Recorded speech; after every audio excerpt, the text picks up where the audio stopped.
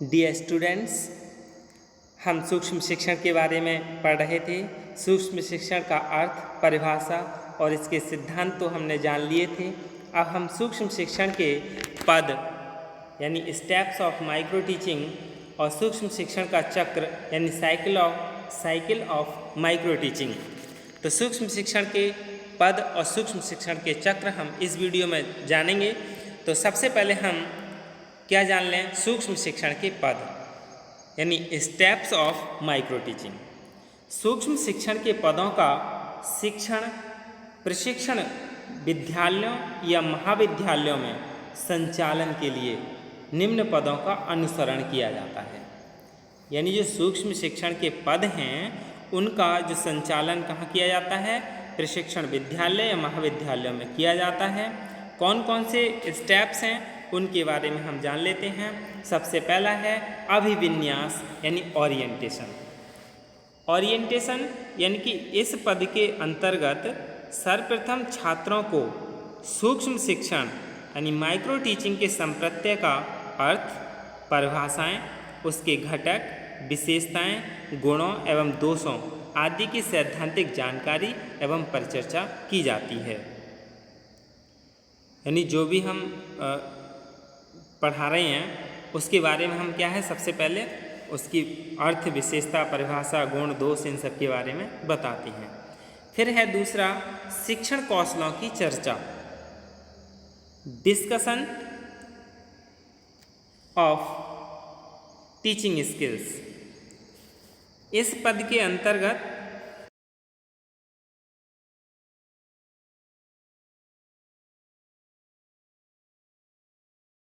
घटकों के विषय में संपूर्ण जानकारी प्रदान की जाती है। यानी इसमें क्या है, जो शिक्षण कौशल हैं जैसे कि प्रश्न कौशल, व्याख्यान कौशल, पुनर्वलन कौशल और उद्दीपन परिवर्तन कौशल, इन कौशलों के घटक और प्रस्तुति, आदर्श पाठ की प्रस्तुति, इन सब के बारे में क्या है छात्रों के लिए सिखाया जाता है। घटक की पूरी जानकारी दे दी जाती है। तीसरा है आदर्श पाठ का प्रस्तुतिकरण यानी प्रेजेंटेशन ऑफ मॉडल लेसन। छात्रों को शिक्षण कौशलों की संपूर्ण जानकारी प्रदान करने के बाद आदर्श पाठ का प्रस्तुतिकरण के स्वरूप को प्रदर्शित करना चाहिए, यानी जिसे मॉडल प्रस्तुत करना कहते हैं। जो अब तक छात्रों के लिए हमने बताया उसका क्या है, फिर यहाँ प्रेजेंटेशन कराई जाती है। चौथा क्या है स्टेप्स, पाठ निरीक्षण एवं समालोचन, लेसन ऑब्जर्वेशन एंड क्रिटिकिज्म।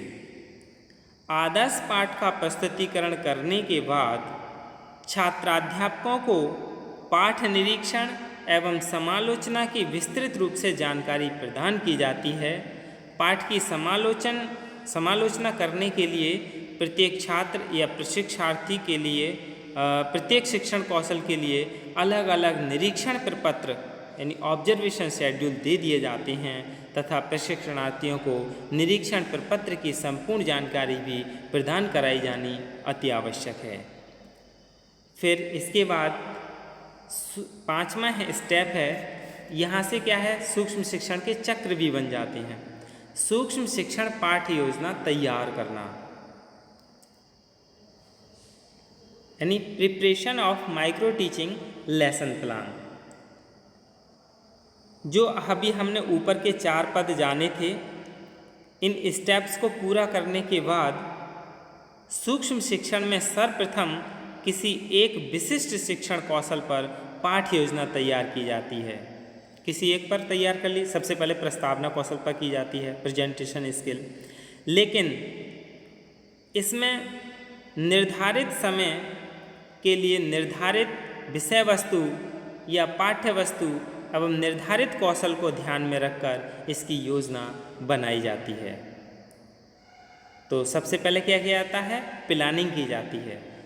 प्लानिंग करने के बाद फिर शिक्षण सत्र या शिक्षण यानी टीचिंग, ये इसमें क्या है, छात्राध्यापक या जो प्रशिक्षणार्थी हैं अपनी पाठ योजना जिस कौशल के आधार पर बनाई गई है उसे छात्राध्यापक को वास्तविक कक्षा के 10 से या 15 छात्रों को पढ़ाना होता है। अधिकतर शिक्षक प्रशिक्षण संस्थानों में वीडियो टेप रिकॉर्डर द्वारा टेप किया जाता है और जहां पर उनकी व्यवस्था नहीं होती है वहां पर शिक्षक प्रशिक्षक अथवा सह प्रशिक्षणार्थी पाठ का अवलोकन करते हैं और निरीक्षण प्रपत्रों पर पाठ के लिए समालोचन संकेत बनाते हैं या अंकित करते हैं और बाद में फिर क्या है विचार विमर्श किया जाता है। पहले क्या है प्लानिंग की जाती है, फिर टीचिंग की जाती है। टीचिंग करते पर जो ऑब्जर्व कर रहे होते हैं उसके लिए या तो टेप रिकॉर्डर का प्रयोग किया जाता है या फिर उसके जो सहपाठी हैं या जो शिक्षक प्रशिक्षक है वह उसके जो पॉइंट्स हैं वो लिखता रहता है ताकि बाद में समालोचना की जाए। फिर इसके बाद फीडबैक दिया जाता है।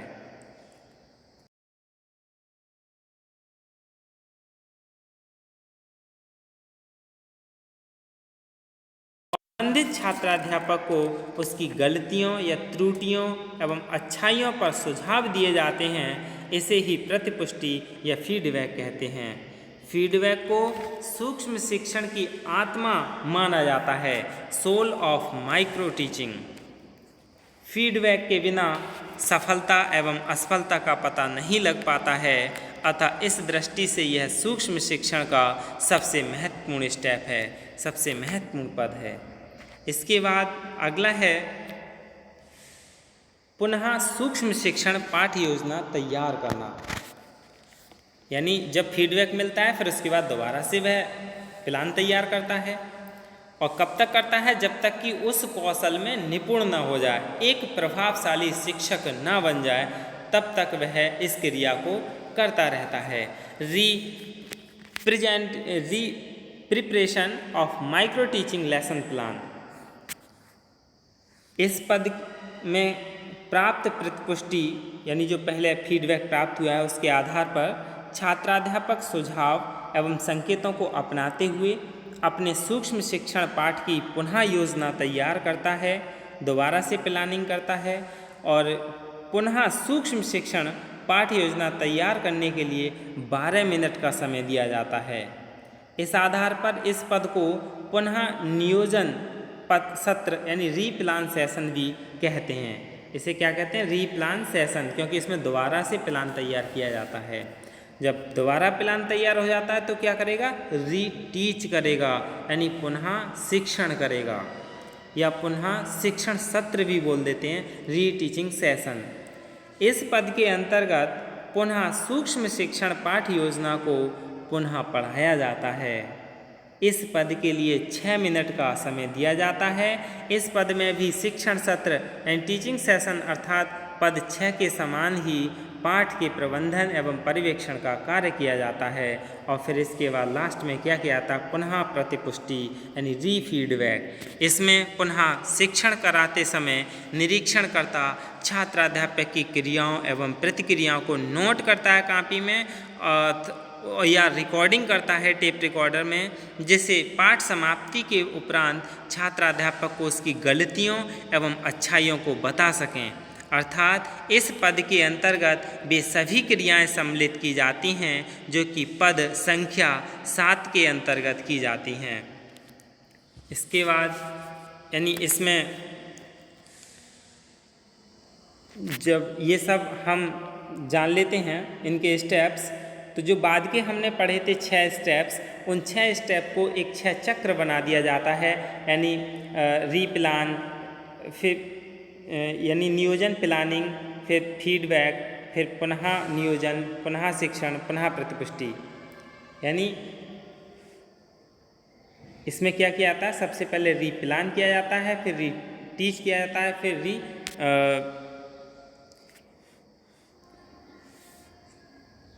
सबसे पहले इसके बाद हम सूक्ष्म शिक्षण चक्र ही जान लें। इसमें अच्छे से दे रखा है सूक्ष्म शिक्षण चक्र। माइक्रो टीचिंग की संपूर्ण प्रक्रिया एक चक्र के रूप में पूर्ण होती है जिसकी अवधि कितनी 36 मिनट की होती है। सूक्ष्म शिक्षण के चक्र को अलग अलग विद्वानों ने अलग अलग स्पष्ट किया है। हमारे यहाँ भारत में NCERT के अनुसार चलता है, तो हम सभी के बारे में जान लें। स्टैनफोर्ड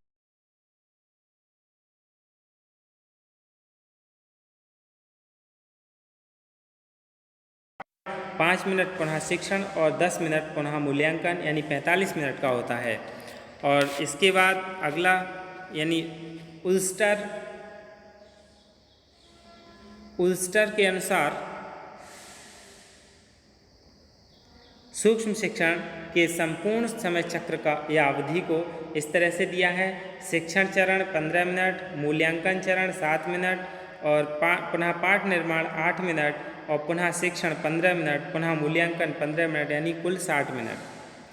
डीएवी कॉलेज देहरादून के अनुसार शिक्षण सत्र 6 मिनट, प्रथम मूल्यांकन 6 मिनट, द्वितीय मूल्यांकन 4 मिनट और पाठ निर्माण 7 मिनट, पुनः शिक्षण सत्र 6 मिनट और पुनः मूल्यांकन 6 मिनट यानी 35 मिनट दिया है।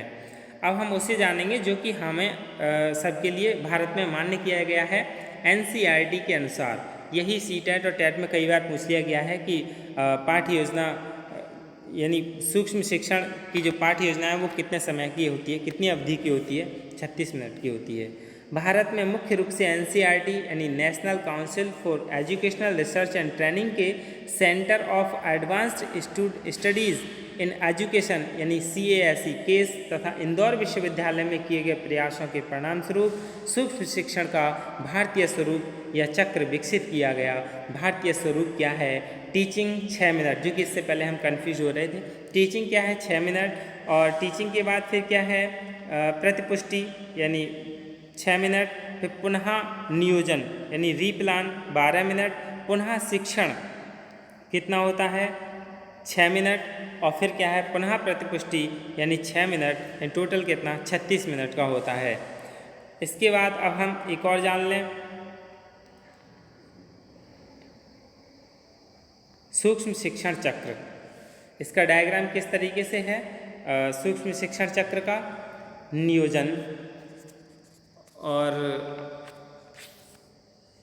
यानी प्लानिंग, फिर इसके बाद क्या करता है? टीचिंग, और फिर टीचिंग के बाद क्या करता है?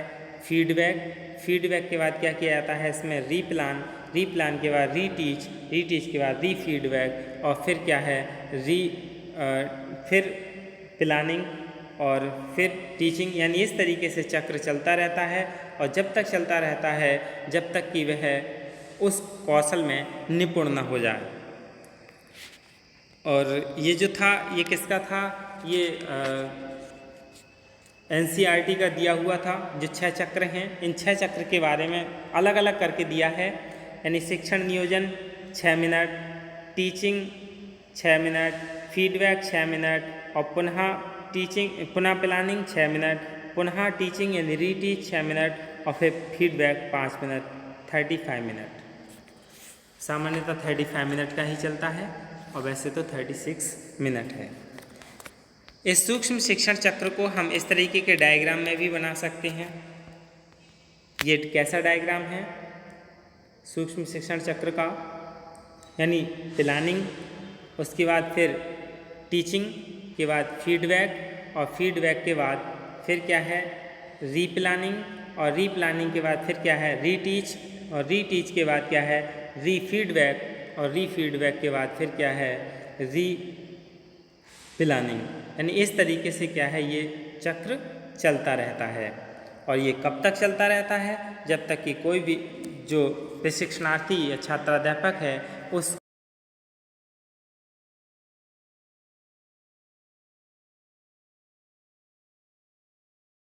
टीचिंग और ट्रेडिशनल टीचिंग इन दोनों में अंतर और सूक्ष्म शिक्षण के लाभ जानेंगे। धन्यवाद।